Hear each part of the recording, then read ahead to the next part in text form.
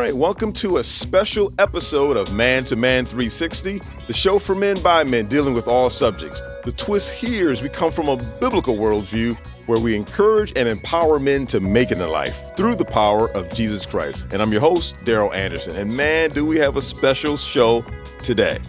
So the reason I think it's special because I use that word, biblical worldview. We're going to deal with biblical and we're going to deal with the world and the worldview today. We have today, he's the only person I call my big brother. I've known him for 35 and a half years. Ish. And yeah, exactly. And he is now, and he'll explain this in a second, but he's the Bishop of Africa. You can't get no more worldview than that. So we're going to interview today and have a great conversation with my friend, my brother, Bishop Dave Stewart. And I call him the Bishop of Africa. And we'll explain. And I remember that January, which would have been a year ago, 2021, we were in the middle of a consecration. And as we were going through that, I was praying about this whole thing because I was getting these calls and I was feeling convicted about ignoring them because I didn't want to just ignore them either. At the same time, I didn't want to get stuck in something that I wasn't ready for. So finally, we were in this consecration and it was the last week and we're fasting all week. And that Saturday morning, I'm meditating and praying on this. And I keep talking to myself about all these things I can't do.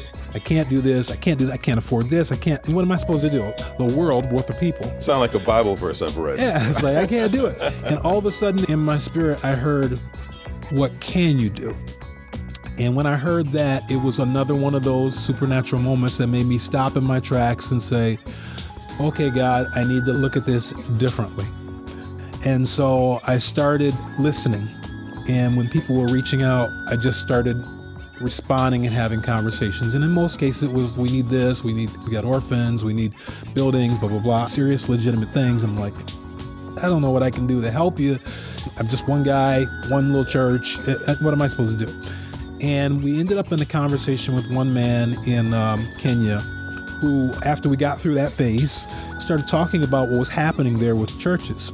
And there had been a major clampdown, if you will, on churches there because there were so many illegitimate churches where people were just conning people, trying to take their money, a lot of sensationalism. And so the government had been registering churches by the hundreds, and they shut really the whole process down. They stopped registering churches, and they basically made it illegal to do anything beyond the home church.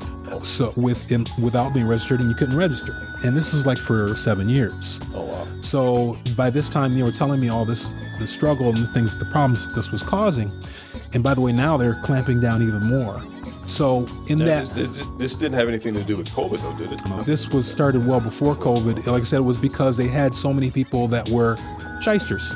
They were starting churches, taking people, it happens here, but it was worse there. And you'd see, I don't know if you've ever seen, like, you see these things on on social media where somebody's raised from the dead and all this stuff. You know, that wasn't in Kenya, that was elsewhere. But you have this kind of stuff that's going on. And so the government responded against that. But in doing that, they clamped down all the churches and even the ones where God was calling from being able to operate and grow. And so that was the thing that hit me. And so I started thinking, and at first I thought it was just a financial issue. So I said, maybe if we could start an organization there, we could make the organization registered, and then people could join the organization, and then they would be covered. So that was what started the process. It took a whole year worth of investigation, probably 6 to 9 months to really understand the depth of it.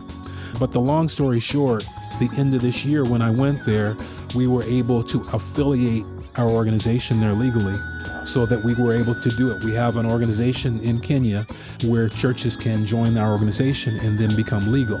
That was the one thing. The government saw it as legal. It's government legitimized, yes, through affiliations. We had to learn that process, understand it, made it work out. The Lord allowed things to come into being, and so now it's official. We've got all the paperwork. And so when we went over there, and through the course of the year, it started with one church, and one man had like 3 churches, and it just kept growing and growing. So when we left there in January, we ended up with a starting group of about 145 churches. Oh, wow. And now it's about 175. And there are more coming, churches. And so we have pastors, we have bishops, we have apostles that are all part of it, and then other ministries as well.